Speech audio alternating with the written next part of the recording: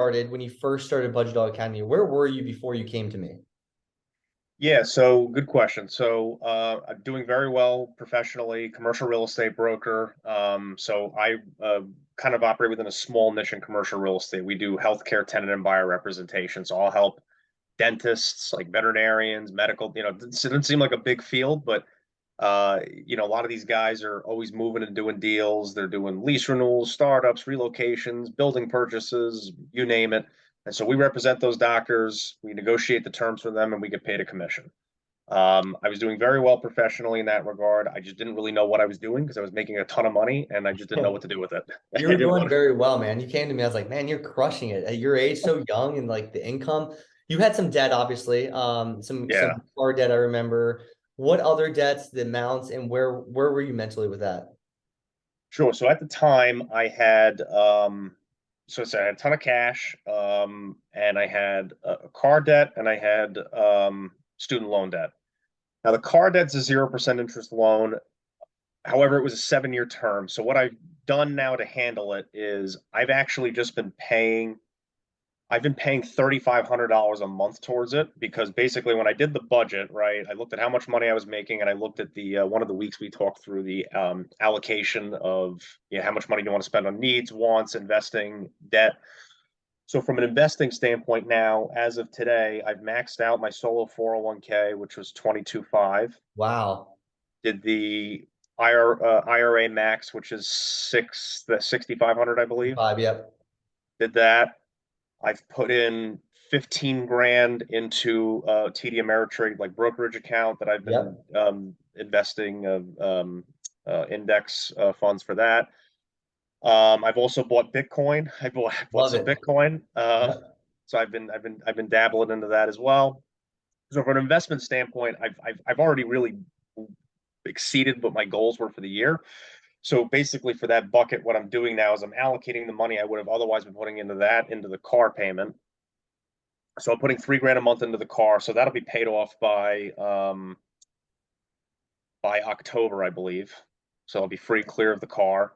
The Yep. only other debt I have is the student loans. Now, the student loans, I still have 24K. I haven't touched that because I'm waiting for the government to restart the payment. Once the Yep. government restarts it, then I'm just going to stroke a check and pay it off because the student loans that I have on that, I believe the rate is around 5.5%. Mm-hmm. So I would rather just stroke a check and be done with it. I hear you there. So you're really just letting it kind of leveraging that time period. Yeah, because my view is I'm not accruing any penalties at this point because it's the Correct. government loans. And Right. my view is I'd rather allocate the money towards either the other debt payoff and also for the other investments that I'm doing. So it's not that I'm not certainly not banking, oh, the government's going to pay off my loan. That's not what my thinking is. My thinking is just more so, listen, I'm just going to wait for them to say that you have to start paying it again before I I preempt it. think that's a fair take, man. That's the cool thing about finance in general. It's like there's no right or wrong. It's just a matter of like seeing what works for you and what you feel comfortable with, with what can your stomach handle. So it sounds Sure. like you're crushing it. Like, what else have you done additionally? And did you think that when you first started this that you were going to get here so fast? Um, no, because I'm very resistant to change. I'm slow to make moves sometimes. Like I have to really it has to really be beaten into my head over and over and over again. So I'm finally like, all right, Did I fine. do that good enough? You did. Yeah, finally I'm like, all right, fine, fine. I'll invest in index funds. Fine, I get it. That makes sense. I'm like, all right, fine, I get it. So that was definitely one of the changes. I still have a couple of individual stocks that I've invested in, but it's not my primary area of focus anymore. It's much more so like one of the presentations you did on a Monday night was talking through kind of the math of like, hey, what's your financial independence number and what does that look like? And I kind of just did the math and said, all right, so why don't I just start putting more and more money into my TD Ameritrade account with index funds? Here's what the historical return is going to be. It's pretty much a good bet from my vantage point because my really only fear from a macro standpoint is just the state of our country and the state of the strength of our dollar and what does that look like going forward. My view is if this all blows up in our face, well, then we're screwed no matter what, right? But if it doesn't, and if right, like you say, hey, if the past 100 something years this is the historical performance, then all right, I made a good decision then. So Sure. so that's been in terms of making those changes, that's been one of the things. The one thing I will say that I'm probably still debating on, and I'm not sure how I want to handle it, is I still am holding a decent amount of, not nearly as much as when we first started talking, but I still Yep. have close to 100,000 in cash. And part of the reason I'm still holding it a little bit, I have it in a high interest savings account, a Marcus account. But the reason I have it is because I'm debating. So I tried to apply for a mortgage this year to buy a house, and I got denied, which you might be familiar with this being 1099, right? You Yeah, have to have so many it's so years of, garbage. I can't right. stand it. Well, which is ridiculous. Just because, just to be honest with you, Brennan, I'm probably going to make somewhere between 300 to 400 grand this year, I right? Like I'm know doing, it's so ridiculous. right, We had and the same experience with our new house that we just bought. right. So I talked to the mortgage banker, and she says, well, the thing is, she's walking me all through it. She said, well, because you need like another good year for us to be able to lend to you, and Mhm. for you to be able to afford what you're looking for. I said, all right, well, that sucks. But okay, got it.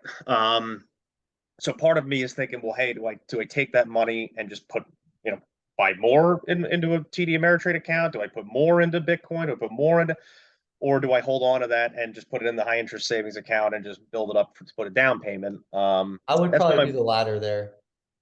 you would I hold on mean, to that. yeah, because you got to think anything, especially a house. Like next year, you're going to buy that. You don't want to put that anywhere that there's a risk of loss. Like you want that for the house. Right, right. So that's fair. So that's probably been the one thing that I'm a little bit, I was like, I don't know, should I still be holding on to this much cash? And again, when we first started talking, I had like 200 something grand. A We were doing, lot, a I was lot. holding You a put lot of that to, cash. Was doing yeah. it. So I've definitely put a lot of that to work for sure, both in terms of debt payoff and investing. So yeah, no question about it, man. This was definitely very helpful. Took me a little while to get, to get it beaten into my head, but it worked. Love to hear, man. So, what do you think is the biggest thing you walked away or learned about in your finances over the last 6 months? I think the biggest thing I learned, it really goes back to actually the beginning. I'm forgetting what her name was. I think it was Heather. Heather, She was kind of like the money mind. I forget what the terminology or was, but I'm definitely psychologist, behavioral psychologist. yeah, I'm definitely of the mindset with money. No matter how much I make or how well I'm doing, I'm always thinking around the corner that I'm like not gonna be able to make any more money. And so that's part of what's always influenced, I think, my almost like my hoarding mentality with money. Like I have Yeah. to like hoard it and hold on to it because I'm gonna, tomorrow it's all gonna blow up in my face and I'm not gonna be doing this anymore. So I think letting that go was the biggest thing that I learned. Um, and understanding that there is a, how would I want to word this? That there is a psychology that I'm predisposed to and and recognizing, okay, this is how I think. I need to recognize this is how I think. But here's the data. Here's what the data says. Yep. Don't hold on to all this money. Don't just sit there and do nothing with it. You got to do something with it. And so honestly, I think that was the biggest thing, really, from the very beginning that I would say I learned, because I would say that me learning that is what allowed me to apply it then as we went later on in the class. If I'm in week 10, week 12, you might have said something from a financial standpoint that I think me recognizing myself and my emotions allowed me to say, okay, this is what I think, but I shouldn't think this way. It's an This is what I amazing tool, need to man. do. She's phenomenal.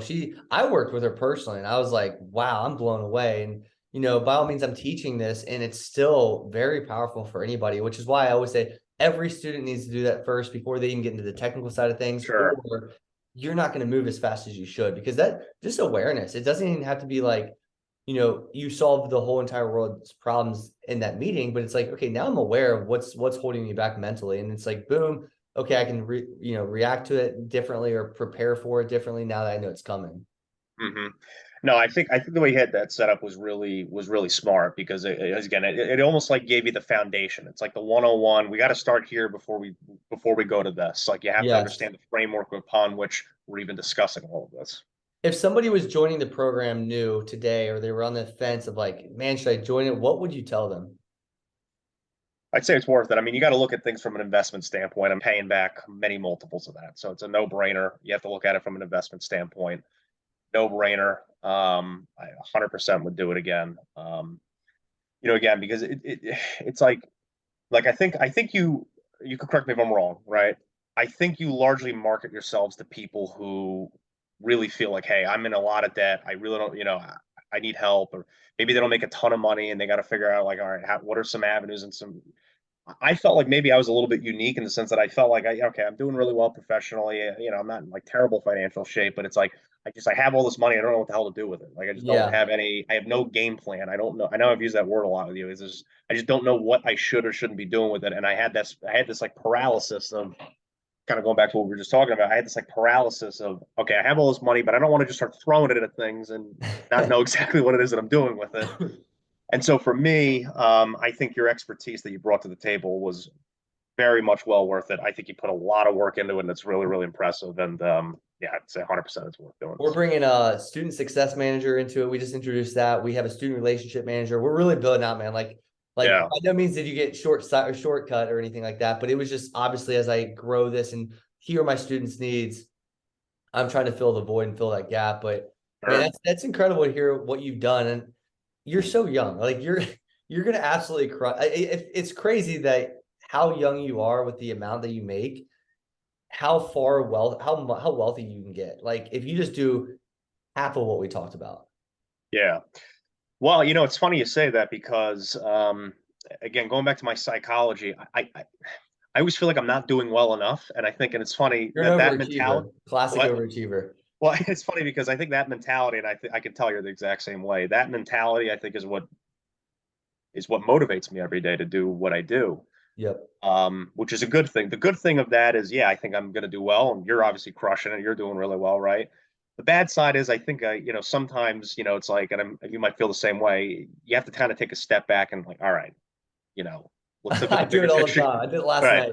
night. Well, so what's funny is I updated because I hadn't updated it in a few months the balance sheet like you're at Uh-huh. so I was like, well, let me just update this and see like what so like let me put in my like when looked at all my fidelity, my this, that. I'm like, all right, I have this money here, and I'm like putting all that. And I said, all right, so wow, okay, so in 2 months I've grown my net worth by 30 grand. I'm like, oh wow, Wow. I'm like, shit, that's like really good, but it's like you kind of get stuck in the day to day that you're not like thinking Don't that see the way. big And picture a lot. yeah, it's like, and I always think about like, crap, I lost that client yesterday. Like that person hired somebody else, or that person, you know what I Yeah. mean? And it's like, man, and then you start calculating. I do that too much. I calculate a client, like thinking, all right, this deal is going to pay me X amount of money. And then, but Yep. like before it actually happens, which is not a good, not a good habit to I get mean, into. man, $30,000 in 2 months, that's $180,000 net worth increase per year. Yeah. Which, I mean, listen, I don't think I think that's a tough trajectory to stay There's on, but it ebbs and flows for sure. sure, sure, And sure, sure. that's a crazy amount of growth. That's great to hear. Yeah, yeah. So that was exciting to see. And that just goes back to the resources you provide, like that, like things like that balance sheet or that, like I'm Excel completely illiterate. Like there's no way I could have put stuff like that together on my own. Like it just could have never happened. Like Yeah. that alone to me, just having that information and data is crucial. It's a It's all about crucial piece. organization and then those working cohesively together and just simplifying. Yeah, absolutely. Yeah. So that's huge. Absolutely huge. Man, love to hear it though. Thanks for coming on, talking about your experience. I appreciate you stopping by. Yeah, of course, man. No, this is good stuff. I hope to move to Texas